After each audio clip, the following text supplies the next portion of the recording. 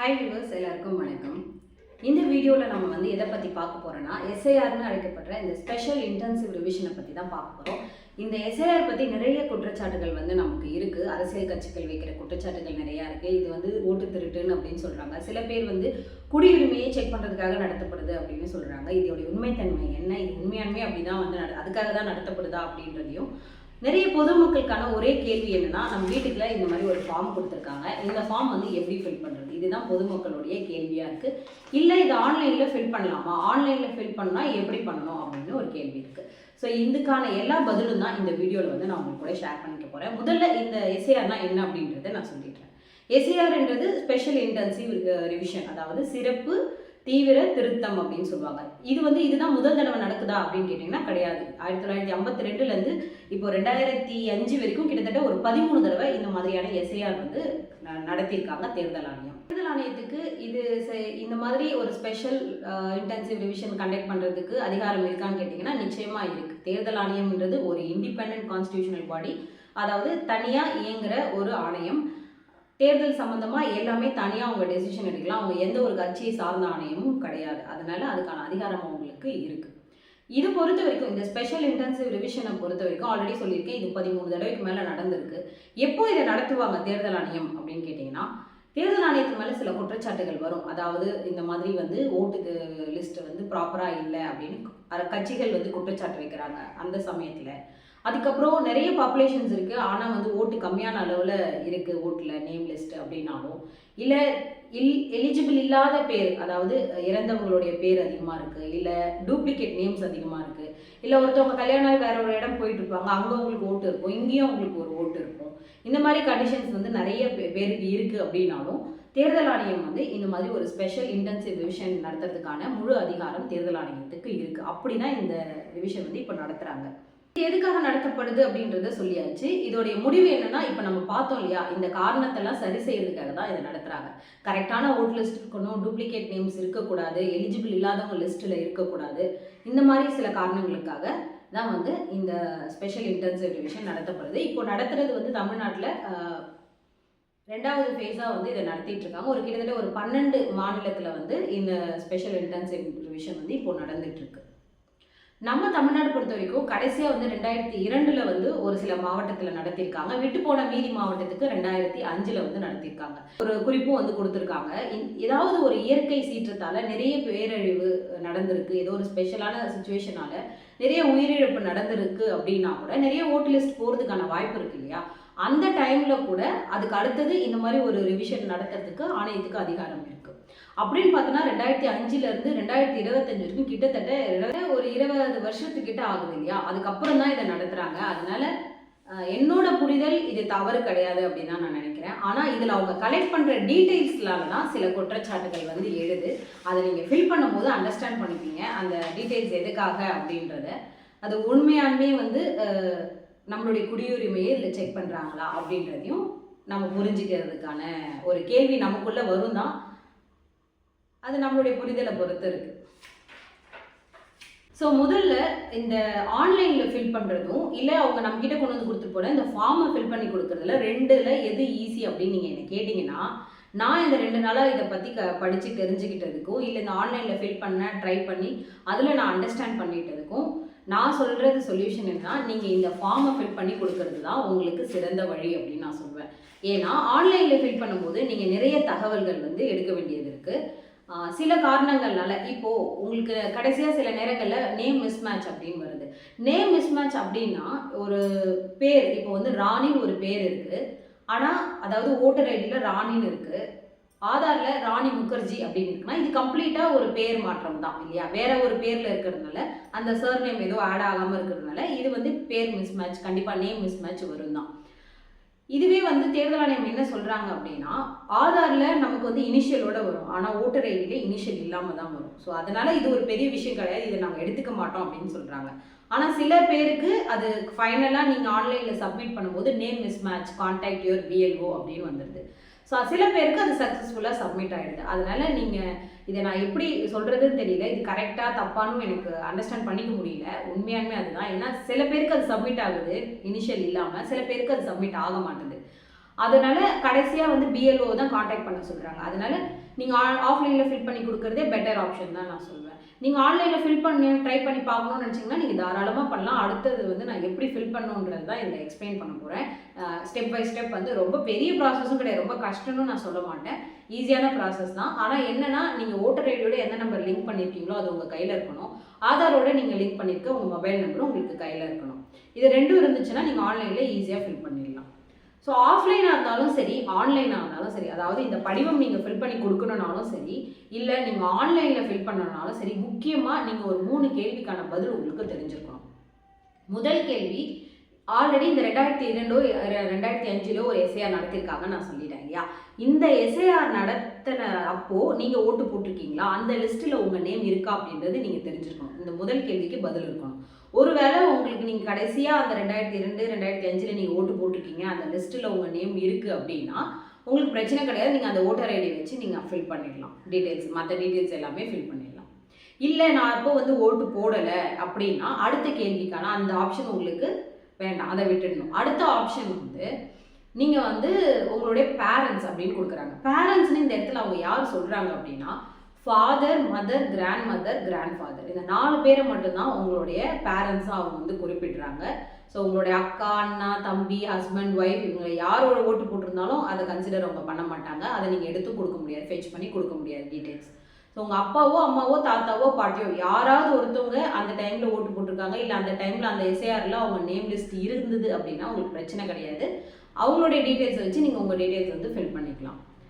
So அவங்களுடைய details தெரியணும் அப்படின்னா அவங்களுடைய ஓட்டர் ஐடி அந்த எபிக் நம்பர் இருந்தாலே போதும், அதை வச்சு நீங்கள் வந்து ஃபில் பண்ணிடலாம். இந்த எபிக் நம்பர்ன்றது ஒருவேளை நீங்கள் மாறி இருக்கு, இந்த 20 வருஷத்தில் உங்கள் வேறு ஓட்டர் ஐடி வாங்கி வேறு நம்பர் இருக்குனாலும் ஒன்றும் பிரச்சனை கிடையாது. புது நம்பர் வச்சு கூட நீங்கள் டீட்டெயில்ஸ் வந்து ஃபெச் பண்ணிக்கலாம் ஆன்லைனில், அது கரெக்டாக உங்களுக்கு கொடுத்துருது. அதனால் அதை பற்றி நீங்கள் பயப்பட தேவையில்லை. அந்த ஓட்டர் ஐடியோட அந்த எபிக் நம்பர் உங்களுக்கு தெரியணும், அவ்வளோதான். அடுத்து ஒருவேளை உங்கள் அப்பாவும் இல்லை, அம்மாவும் இல்லை, தாத்தா பாட்டி யாருமே இல்லை, நீங்கள் புதுசாக ஒரு குடியுரிமை பெற்று ஒரு ஓட்டு போட்டிருக்கீங்க அப்படின்னா நீங்கள் நிச்சயமாக சில தகவலை வந்து தேர்தல் ஆணையத்துக்கு கொடுக்கணும். அது ஒரு லிஸ்ட் ஆஃப் டாக்குமெண்ட்ஸ் அவங்க வந்து கொடுத்துருக்காங்க. அது என்ன அப்படின்றத நான் வீடியோட கடைசியில் சொல்கிறேன். இது ஒரு வேளை லென்த்தாக போச்சு அப்படின்னா அது ஒரு தனியாக வந்து நான் ஷார்ட்ஸாக கூட நான் உங்களுக்கு போடுறேன்.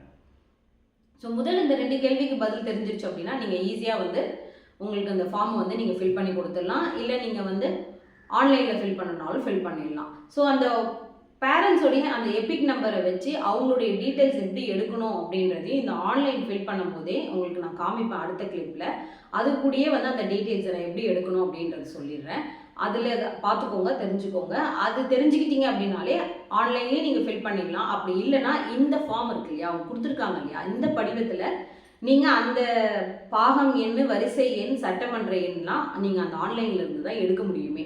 ஏன்னா சில பேருக்கு ஒருவேளை உங்கள் பிஎல்ஓ வந்து உங்ககிட்ட உட்காந்து இதை ஃபில் பண்ணி கொடுக்குறாங்கன்னா அவங்க வந்து உங்களுடைய அப்பாவோடையோ இல்லை தாத்தாவோடைய ஐடியை வச்சு அவங்க எடுத்து கொடுக்கறதுக்கு வாய்ப்பு இருக்குது, அவங்க எடுத்து கொடுத்துருவாங்க. அப்படி இல்லைனா நீங்களே ஃபில் பண்ணி கொடுங்கன்னு சொல்லிட்டாங்கன்னா நீங்கள் இதை ஆன்லைன்லேருந்து எடுத்து ஃபில் பண்ணி கொடுத்துடலாம்.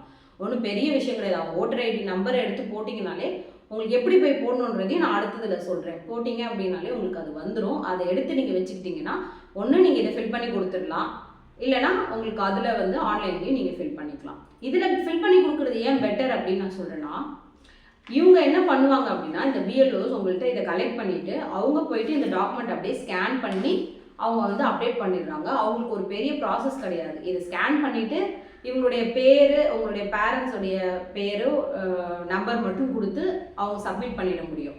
ஆனால் இதுவே நாம் போய் ஃபில் பண்ணணும் அப்படின்னா இது கொஞ்சம் ஒரு லென்த்தியான ப்ராசஸ் தான். ஏன்னா நம்மளுடைய பேரண்ட் எங்கே ஓட்டு போட்டிருக்காங்க அப்படின்றத நம்ம அவங்களோட ஐடியா வச்சு நம்ம எடுத்துக்கலாம். எடுத்து அதை மறுபடியும் நம்ம ஃபில் பண்ணி அதை சப்மிட் பண்ணி நம்ம ஆதார் ஓடிபிலாம் வந்து கொடுத்து கடைசியாக சப்மிட் பண்ணணும். இது ஒன்று தான். இவங்களுக்கு வந்து நேம் மிஸ்மேட்ச் வந்து பெருசாக வரவே வராது. ஏன்னா தேர்தல் ஆணையம் அவங்களுக்கு கொடுத்துட்டாங்க, ப்ராப்ளம் கிடையாது. ஆனால் நமக்கு சில பேருக்கு அந்த நேம் மிஸ்மேட்ச் வருது. அந்த ஒரு சுச்சுவேஷன் அவாய்ட் பண்ணணும். ஏன்னா அதுக்காக அது போயிட்டு கடைசியில் சப்மிட் ஆகாமல் போகுது அப்படின்னா நீங்கள் வந்து இதை ஃபில் பண்ணி கொடுக்கறது பெட்டர். இதை ஃபில் பண்ணி கொடுக்கறது வந்து நான் ஆன்லைன் எக்ஸ்பிளைன் பண்ணுறேன் அடுத்து. அதுக்கப்புறம் கடைசியாக இதையும் வந்து எக்ஸ்பிளைன் பண்ணிடுறேன். ஸோ தனித்தனியாக போடுறது கஷ்டமாக இருக்குன்றதால நான் மொத்தமாக வந்து போடுறேன். அதனால கொஞ்சம் வீடியோ வந்து லென்த்தாக இருக்கும். ஸ்கிப் பண்ணாமல் பார்த்தீங்க மட்டும்தான் உங்களால் அண்டர்ஸ்டாண்ட் பண்ணிக்க முடியும்.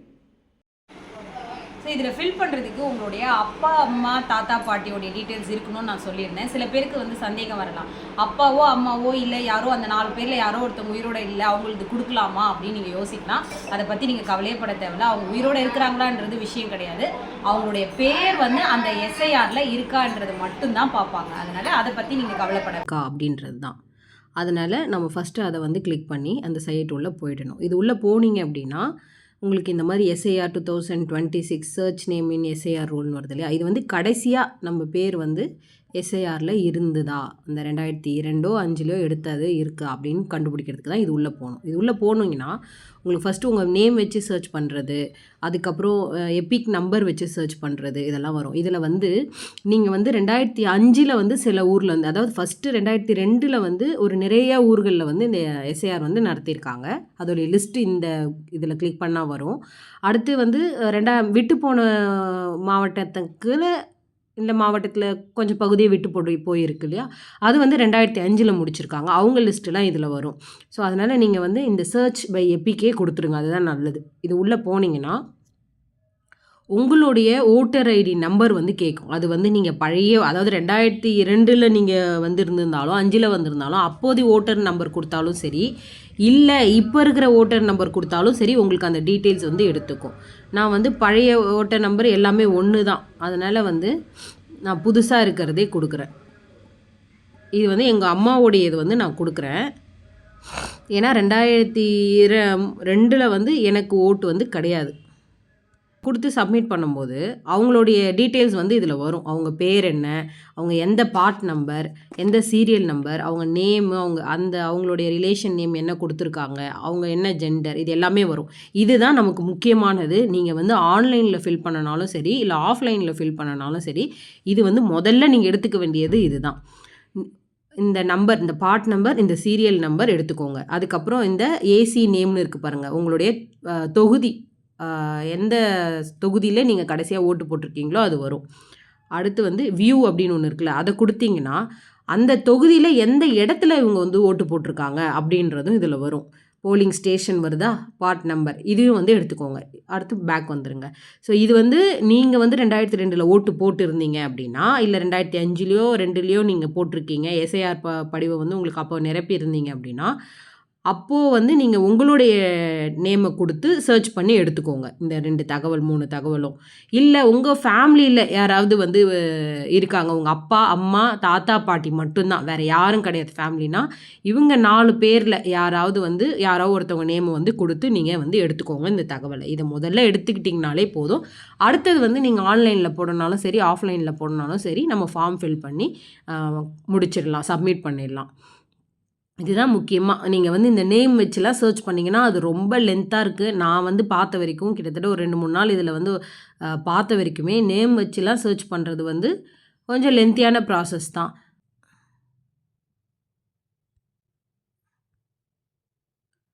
இது வந்து உங்களுடைய டீட்டெயில்ஸ், இப்போதையான டீட்டெயில்ஸ் இருக்குது. ஃபஸ்ட்டு உங்கள் ரெஜிஸ்ட்ரேஷன், உங்களுடைய மொபைல் நம்பர் கொடுத்து உள்ளே ரெஜிஸ்டர் பண்ணிக்கலாம், லாகின் பண்ணிக்கோங்க. கேப்சா கொடுத்தோன்னே நமக்கு வந்து ஓடிபிக்கு 79161 உள்ளே போன உடனே இதுதான் வரும். இதில் நம்ம இந்த சர்ச் இன் எஸ்ஐஆர் தான் வந்து ஃபஸ்ட்டு நம்ம போய் பார்த்தோம். இதில் ஃபில் எனுமரேஷன் ஃபார்ம் அப்படின்னு ஒன்று இருக்கும். இதை வந்து ஃபில் பண்ணிக்கோங்க. ஃபில் பண்ணிவிட்டு நீங்கள் இப்போது வந்து 12 மாவட்டத்தில் எடுக்கிறாங்க இல்லையா, அதனால் அந்த 12 மாவட்டம் மட்டும்தான் உங்களுக்கு இதில் காமிக்கும். அதை கொடுத்துட்டு உங்களுடைய நம்பரை வந்து நீங்கள் கொடுக்கணும். உங்களுடைய ஓட்டர் நம்பர் நீங்கள் கொடுத்தீங்கன்னா, இப்போ உங்களுடைய ஓட்டர் நேம் என்ன இருக்குது, உங்களுடைய பிஎல்ஓ யார், பூத் லெவல் ஆஃபீஸர் யார், அவங்களுடைய கான்டாக்ட் நம்பர் வரும். அதுக்கப்புறம் நீங்கள் எங்கே வந்து ஓட்டு போடணும், எந்த இடத்துல உங்களுடைய கான்ஸ்டியூவன்சி இப்போது இருக்குது அப்படின்றது எல்லாமே இதில் வந்து டீட்டெயிலாக வந்து வரும். இதில் வந்து கரெக்டாக இருக்கான்னு செக் பண்ணிக்கோங்க. செக் பண்ணிவிட்டு அதுக்கப்புறம் நீங்கள் வந்து எந்த நம்பர் உங்கள் ஓட்டர் ஐடியோட லிங்க் பண்ணியிருக்கீங்களோ அந்த நம்பரை கொடுத்தீங்கன்னா அதுக்கு ஓடிபி வரும். அதை வச்சு நீங்கள் உள்ளே போய்க்கலாம். சப்போஸ் நிறைய பேருக்கு வந்து அவங்களுடைய அப்பா அம்மா நம்பர் வந்து இருக்கும்.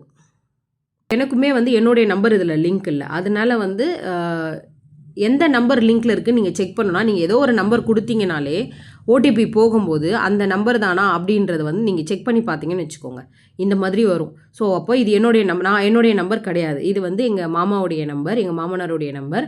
ஸோ அதை பார்த்தாலே உங்களுக்கு தெரிஞ்சிடும் யாருடைய நம்பர் கொடுத்துருக்கீங்க. நீங்கள் மாற்ற விரும்புனீங்கன்னா கிளிக் ஹியர் கொடுத்து லிங்க் கொடுத்து உங்கள் ஃபார்ம் 8 சப்மிட் பண்ணி நீங்கள் நம்பரை மாற்றிக்கலாம். இல்லை அந்த நம்பர் இருக்குது, யூஸ் பண்ணிட்டு தான் இருக்கோம், அவங்கள்ட்ட ஓடிபி வாங்கி உங்களால் போட்டுக்க முடியும்னா அந்த நம்பரை கொடுத்து ஓடிபி கொடுத்து அதை வந்து நீங்கள் உள்ளே வந்து என்டர் ஆகி உள்ளே போயிடலாம். உங்களுடைய நம்பருக்கு வந்து ஓடிபி வரும், அதை யூஸ் பண்ணி நீங்கள் வந்து வெரிஃபை பண்ணிட்டீங்க அப்படின்னா உள்ளே போயிடும். உள்ளே போனதுக்கப்புறம் இந்த மாதிரி 3 ஆப்ஷன் வரும். உங்களுடைய நேம் ஆல்ரெடி எஸ்ஐஆரில் இருந்தது அப்படின்னா அதோடைய நேம் வந்து ஆனில் இருக்கும். இப்போது இல்லை அப்படின்னா நீங்கள் ஆல்ரெடி ஓட்டு போடுற வயசு உங்களுக்கு இல்லைன்னா அது வந்து டிசேபிளில் தான் இருக்கும். அடுத்து வந்து உங்கள் பேரண்ட், அதாவது ஃபாதர், மதர், கிராண்ட்ஃபாதர், கிராண்ட்மதர், இவங்க தான் உங்களுடைய பேரண்ட் நேம்குள்ளே வரும். அவங்க நேம் ஏதாவது லிஸ்ட்டில் இருந்ததுன்னா அதை நீங்கள் கிளிக் பண்ணிக்கணும். கிளிக் பண்ணி நீங்கள் இதை வந்து உள்ள டீட்டெயில்ஸ் வந்து என்டர் பண்ணணும். ஸோ இந்த இடத்துல பேரண்ட் அப்படின்றது உங்கள் தாத்தா, பாட்டி, அப்பா, அம்மாவுடைய பேர் அதில் இருந்தால் மட்டும்தான் நீங்கள் போட முடியும். உங்கள் அண்ணா, அக்கா, தம்பி, இல்லை ஹஸ்பண்டு, ஒய்ஃபு அதெல்லாம் வந்து போட முடியாது. ஸோ அதை வந்து நீங்கள் பார்த்துக்கோங்க. அதே மாதிரியே அடுத்து வந்து ஒரு ஆப்ஷன் இருக்குது, யார் பேருமே அதில் இல்லை அப்படின்னா நீங்கள் வந்து நெய்தர் என் பேரும் கிடையாது, என்னுடைய பேரண்ட்ஸ் நேமும் கிடையாது அப்படின்னா நீங்கள் அதை கிளிக் பண்ணிங்கன்னா நிறைய டாக்குமெண்ட்ஸ் கேட்கும். அது கடைசியாக சொல்கிறேன் என்ன தேவைன்னு. இப்போ வந்து நம்ம அந்த 2வது ஆப்ஷன் வந்து சூஸ் பண்ணிக்கலாம். 2வது ஆப்ஷன் சூஸ் பண்ண உடனே இந்த மாதிரி வரும். ஸோ அதாவது நீங்கள் உங்கள் யாருடைய பேர் அதில் இருக்கோ அவங்களுடைய டீட்டெயில்ஸை வந்து நீங்கள் முதல்ல எடுத்துக்கணும். அப்போ தான் வந்து இதை நம்ம ஃபில் பண்ண முடியும். ஸோ அவங்களுடைய டீட்டெயில்ஸ் எப்படி எடுத்துக்கணுன்றது இந்த வீடியோவுக்கு முன்னாடியே நான் சொல்லியிருப்பேன், ஸ்டார்டிங்லேயே சொல்லியிருப்பேன். அது போய் எப்படி எடுக்கணும் அப்படின்றது, ஸோ என்னென்ன எடுக்கணுன்றதையும் அதில் சொல்லியிருப்பேன். அதை வச்சு இதை நம்ம வந்து ஃபில் பண்ணிக்க வேண்டியதுதான். இதுதான் இப்போது அவங்களுடைய நேம் வந்து இதில் வந்துடும். அவங்களுடைய பார்ட் நம்பர், சீரியல் நம்பர், எந்த இடத்துல வந்து அவங்க போலிங் ஸ்டேஷன் இருந்தது அப்படி கொண்டு இது எல்லாத்தையுமே நீங்கள் எடுத்துட்டீங்க அப்படின்னா பார்ட் நம்பர் என்னன்றதை, சீரியல் நம்பர் என்னன்றதையும், அதுக்கப்புறம் என்ன போலிங் ஸ்டேஷன் அப்படின்றதையும் இதில் போயிட்டு நீங்கள் ஃபில் பண்ணணும். ஃபில் பண்ணி சர்ச் கொடுத்தீங்கன்னா அவங்க நேம் அதில் வரும். அதுக்கப்புறம் அந்த ஒரு செக் பாக்ஸ் இருக்குது பாருங்கள், மை ரிலேட்டிவ் நேம் எக்ஸிஸ்ட் இந்த எலக்டோரல் ரோல் அப்படின்ட்டு, அதை கிளிக் பண்ணிவிட்டு சப்மிட் கொடுத்தீங்க அப்படின்னா அடுத்த ஸ்டேஜ் போகும். அடுத்த ஸ்டேஜில் உங்களுடைய டீட்டெயில்ஸ் கேட்கும். உங்களுடைய டேட் ஆஃப் பர்த், உங்களுடைய ஆதார், அதுக்கப்புறம் உங்கள் ஃபாதர் நேமு, உங்கள் மதர் நேமு, உங்கள் ஹஸ்பண்ட் ஆர் ஒய்ஃப் அந்த ஸ்பவுஸ் நேம் கேட்கும். இது எல்லா டீட்டெயில்ஸும் நீங்கள் வந்து கரெக்டாக கொடுத்துடணும். ஆப்ஷனல்னு கொடுத்துருக்கு ஆதார் பொறுத்த வரைக்கும், ஆனால் கடைசியாக ஆதார் வெரிஃபிகேஷன் கண்டிப்பாக கேட்கும். ஸோ அதுக்கப்புறம் நீங்கள் கீழே பார்த்தீங்கன்னா அந்த ரிலேட்டிவ் நேம் வந்து நீங்கள் ஃபெச் பண்ணியிருப்பீங்க இல்லை, அதுவும் வந்து இதில் கரெக்டாக வந்துடும்.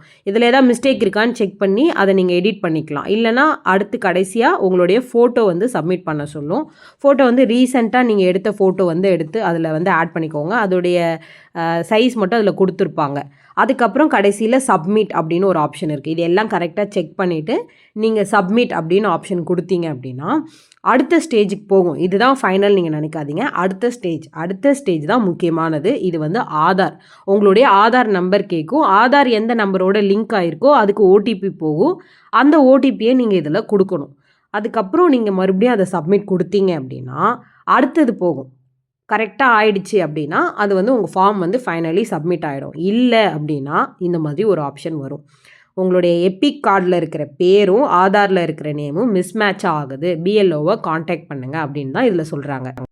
ஸோ இதனால தான் நான் வீடியோவோட முன்னாடியே வந்து சொல்லியிருந்தேன், சில பேருக்கு இந்த மாதிரி வந்து ப்ராப்ளம் வருது அப்படின்னு சொல்லிட்டு. எல்லாருக்கும் கிடையாது. சில பேருக்கு நேம் இனிஷியல் வந்து இருந்தாலும் மாறி இருந்தாலும், அதாவது இனிஷியல் இல்லாமல் இருந்தாலும் சில பேருக்கு சப்மிட் ஆகிடுது. சில பேருக்கு நேம் வந்து கரெக்டாக இருந்தாலும் இனிஷியல் இல்லைன்றது காரணத்தினால இந்த மாதிரி வருது. அதனால தான் நான் முன்னாடியே வந்து இதை வந்து நான் எக்ஸ்பிளைன் பண்ணிட்டேன் இப்படி வருது அப்படின்றதையும். அடுத்த இதில் வந்து இதுக்கு அடுத்து இந்த வீடியோக்கு அடுத்த கிளிப்பில் வந்து நான் வந்து ஆஃப்லைனில் எப்படி ஃபில் பண்ணணுன்றதை எக்ஸ்பிளைன் பண்ணியிருக்கேன். ஆஃப்லைனில் நீங்கள் அந்த ஃபார்ம் ஃபில் பண்ணி கொடுக்கணுன்னா கூட உங்களுக்கு வந்து ஆன்லைனில் சில தகவல் எடுக்கணும். அதையும் நம்ம செகண்ட் அந்த ஆன்லைன் எப்படி ஃபில் பண்ணுறதுன்றதுலேயே நான் உங்களுக்கு தெளிவாக எக்ஸ்பிளைன் பண்ணியிருக்கேன், பார்த்துக்கோங்க. உங்கள் பிஎல்ஓடைய சப்போர்ட் இல்லாமல் ஃபில் பண்ணணுன்னா கண்டிப்பாக நீங்கள் இந்த டீட்டெயில்ஸ் ஆன்லைன்லேருந்து எடுத்தாகணும். அவங்க சப்போர்ட்டோடு பண்ணிங்கன்னா தேவைப்படாது, அவங்களே உங்களுக்கு எல்லா டீட்டெயில்ஸும் கொடுத்துருவாங்க. இப்போது இது வந்து ஆஃப்லைனில் நீங்கள் ஃபில் பண்ணி கொடுக்குறதுக்கு உங்களுக்கு வந்து எப்படி இருக்கும் அப்படின்னா இப்படி தான் கொடுத்துருப்பாங்க. உங்கள் ஃபோட்டோவோடையே அவங்க வந்து கொடுத்துருப்பாங்க. இந்த இடத்துல நீங்கள் வந்து புதுசாக வந்து ஃபோட்டோ வந்து பேஸ்ட் பண்ண வேண்டியது இருக்கும். இதில் வந்து நீங்கள் எந்த இடத்துல ஓட்டு போடணுன்ற டீட்டெயில்ஸ் இருக்கும். இதில் உங்களுடைய பெயர் மற்ற டீட்டெயில்ஸ் எல்லாமே இங்கே இருக்கும். ஸோ நீங்கள் வந்து ஃபில் பண்ண வேண்டியது என்ன அப்படின்னா, இந்த இடத்துல நீங்கள் வந்து ஃபில் பண்ணணும். இங்கேருந்து உங்களுடைய தகவல் தான் நீங்கள் ஃபில் பண்ணுவீங்க. உங்களுடைய பிறந்த தேதி, உங்களுடைய ஆதார் எண் நீங்கள் ஃபில் பண்ணுவீங்க. இங்கே உங்களுடைய மொபைல் நம்பர், இங்கே உங்கள் அப்பாவுடைய பெயர், அப்பாவுடைய வாக்காளர் அடையாள அட்டை எண் இருந்ததுன்னா அதை ஃபில் பண்ணுங்கள். அடுத்து உங்கள் அம்மா பேர், அம்மாவுடைய அடையாளர் அட்டை எண் இருந்தால் அதை ஃபில் பண்ணுங்கள். இந்த இடத்துல உங்கள் கணவனோ உங்கள் மனைவியோ யாராவது துணைவியார் மட்டும்தான் கொடுத்துருக்காங்க. அதனால் உங்கள் கணவனாக இருந்தால் கணவன், மனைவியாக இருந்தால் மனைவியோடைய பெயர், அவங்களுடைய வாக்காளர் அடையாள அட்டை எண் இருந்தால் நீங்கள் அதை வந்து இங்கே ஃபில் பண்ணிக்கலாம். அடுத்து இது வந்து பிரச்சனை கிடையாது, எல்லோரும் இதை ஈஸியாக ஃபில் பண்ணிடுவீங்க. அடுத்து இந்த 2 இடத்துல தான் வந்து நீங்கள் கன்ஃபியூஸ் ஆகுறது இல்லையா? முந்தைய சிறப்பு தீவிர திருத்தத்தில் உள்ள வாக்காளர் பட்டியலில் உள்ள வாக்காளரின் விவரங்கள், இதுதான் நான் வந்து வீடியோவில் ஃபஸ்ட்டே சொல்லியிருப்பேன். நீங்கள் முதல் 2 விஷயத்தை வந்து ஞாபகம் வச்சுக்கணும்.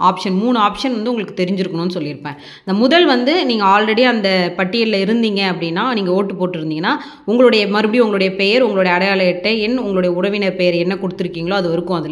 அது அவங்களுடைய உறவு முறை என்ன, மாவட்டம், மாநிலம் என்ன, தொகுதியோ என்ன, பாகம் என்ன, வரிசை இதெல்லாம் வந்து நீங்கள் எடுத்து ஃபில் பண்ணிக்கலாம். ஒருவேளை அந்த பட்டியல் அந்த எஸ்ஐஆரில் நீங்கள் இல்லை அப்படின்னா நீங்கள் இந்த இடத்த ஃபில் பண்ணணும். இதுதான் உங்களுடைய உறவினருடைய டீட்டெயில்ஸ், அதாவது உங்கள் பேரண்ட்ஸோடைய டீட்டெயில்ஸ் வந்து இங்கே ஃபில் பண்ணணும். அம்மா, அப்பா, தாத்தா, பாட்டி யாராக வேணா இருக்கலாம். இந்த 3 நம்பர் இருக்குது பாருங்கள், இந்த தொகுதியின் பெயர், பாகம் எண், வரிசை எண், இதை தான் ஆன்லைனில் எப்படி எடுக்கணும் அப்படின்றத இது முன்னாடி நீங்கள் வீடியோவில் பார்த்துருப்பீங்க. அந்த நம்பரை எடுத்து இங்கே ஃபில் பண்ணிக்க வேண்டியதான். இது வந்து பார்ட் நம்பர்னு சொல்லுவாங்க ஆங்கிலத்தில், பார்ட் நம்பர். இதை வந்து சீரியல் நம்பர் சொல்லுவாங்க. இந்த இடத்துல நீங்கள் என்ன தொகுதி அப்படின்றது வந்திருக்கும். நான் வந்து எக்ஸாம்பிள் போடுறேன், விழுப்புரம் சட்டமன்ற தொகுதி நான் 58, அதனால் அதை போடுறேன். இந்த இடத்துல உங்களுடைய பார்ட் நம்பர் என்ன, உங்களுடைய வரிசை எண் நம்பர், இது வந்து நீங்களாக இருந்தீங்கன்னா உங்களுடைய நம்பரை வச்சு நீங்கள் எடுத்திங்கன்னா இது வரும். அதே மாதிரி இல்லை உங்களுது இல்லை அப்படின்னா உங்களுடைய பேரண்ட்ஸோடைய டீட்டெயில்ஸும் அதே மாதிரி சட்டமன்ற தொகுதி எண், பாகம் எண், வரிசை எண், பார்ட் நம்பர், சீரியல் நம்பர் இதை ஃபில் பண்ணிவிட்டு நீங்கள் கொடுத்துட வேண்டியதுதான். வேறு ஒன்றுமே பிரச்சனை கிடையாது. அவ்வளோதான், ஒன்றும் குழப்பிக்காதீங்க, ஒன்றும் பெரிய விஷயமே கிடையாது. உங்கள் பேர் இருந்ததுன்னா அதை ஃபில் பண்ணுங்கள். அந்த டீட்டெயில்ஸ் எப்படி எடுக்கணும் அப்படின்றதே நான் சொல்லிட்டேன்.